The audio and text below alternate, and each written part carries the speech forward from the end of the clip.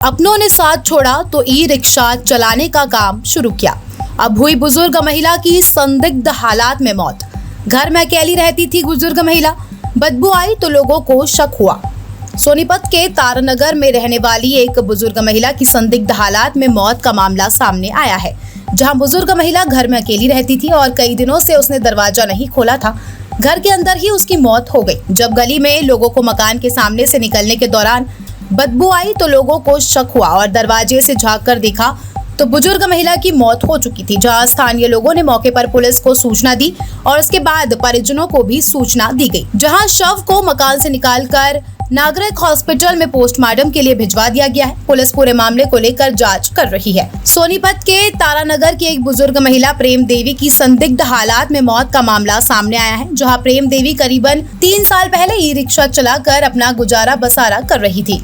अपनों ने साथ छोड़ा तो ई रिक्शा चलाने का काम शुरू कर दिया था और सोनीपत में पहली महिला के रूप में प्रेम देवी ने महिला सशक्तिकरण को भी बढ़ावा दिया था और प्रेम देवी के इस जज्बे के बाद अन्य कई महिलाओं को प्रेरणा भी मिली थी और उसके बाद काफी महिलाएं आज सोनीपत में ई रिक्शा चला रही है। लेकिन करीबन 2 साल पहले उसकी रिक्शा चोरी हो गई थी और उसके बाद 50 वर्षीय बुजुर्ग प्रेम देवी परेशान रहने लगी थी और घर के अंदर खुद ही गुमसुम और चिंतित रहती थी। हालात इतने खराब हुए कि घर में बिजली पानी का कोई कनेक्शन नहीं था, नए सीवरेज पाइप भी उन्होंने नहीं डलवाए थे। इन दिनों गरीबी में अपना जीवन बसर कर रही थी। उनकी संतान सोनीपत व अन्य जगह पर रहती थी। स्थानीय लोगों के मुताबिक लंबे समय से बुजुर्ग महिला यहाँ पर अकेली रह रही थी और उसके बच्चे भी उसकी तरफ कोई ध्यान नहीं देते थे। जब बुजुर्ग महिला को सहारे की आवश्यकता हुई तो अपनों ने साथ छोड़ दिया और अंततः बुजुर्ग महिला ने घर की 4 दीवारी में ही बंद दरवाजे के साथ दम तोड़ दिया। जिस प्रकार से बुजुर्ग महिला के शरीर से बदबू आ रही थी, ऐसा प्रतीत हो रहा था कि कई दिनों पहले उन्होंने प्राण त्याग दिए हो। लेकिन कब उसकी मौत हुई है ये तो पोस्टमार्टम की रिपोर्ट के बाद ही पता चलेगा। लेकिन बुजुर्ग महिला ई रिक्शा चोरी होने से उसकी रोजी रोटी खत्म हो गई थी और आस पड़ोस में भी आना जाना छोड़ रखा था। लोगों से बहुत कम बातचीत करती थी। सोनीपत से डॉक्टर थानेश्वर शर्मा की रिपोर्ट।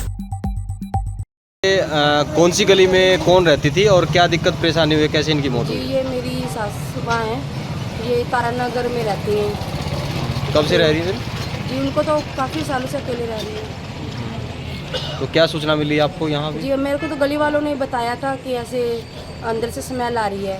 वैसे तो हम आते जाते रहते थे, दरवाज़ा बंद ही होता था। आज उन्होंने बताया तब आए तो पता चला कि ऐसे से। क्या नाम था आपकी सास का? प्रेम रानी। कितनी उम्र है? 55 साल। आप कहाँ रहते हो? जी न्यू जीवन नगर राम मंदिर। कितने बच्चे हैं इनके? इनके 3 बच्चे, 2 लड़के 1 लड़की। अच्छा, कहाँ कहाँ रह रहे हैं? जी 2 तो यही रहते हैं जीवन नगर और एक जी रहती है स्टेशन के पास। आपका क्या नाम है जी? मोनिका। आपकी सास थी? जी। कौन सी गली है और किस प्रकार की स्थिति यहाँ, क्या कुछ मामला था? तारानगर की मेन गली है भाई साहब, और यहाँ आज हमें सुबह स्मेल सी आ रही थी। गली वालों ने देखा भी कोई जानवर वगैरह तो नहीं वो हो गया है। फिर ये 2-3 दिन से गेट नहीं खुल रहा था, अंदर जाके देखा तो वो लेडीज अंदर पड़ी हुई है। कितनी उम्र की है, कौन है, अकेली रह रही थी क्या? उम्र 55 साल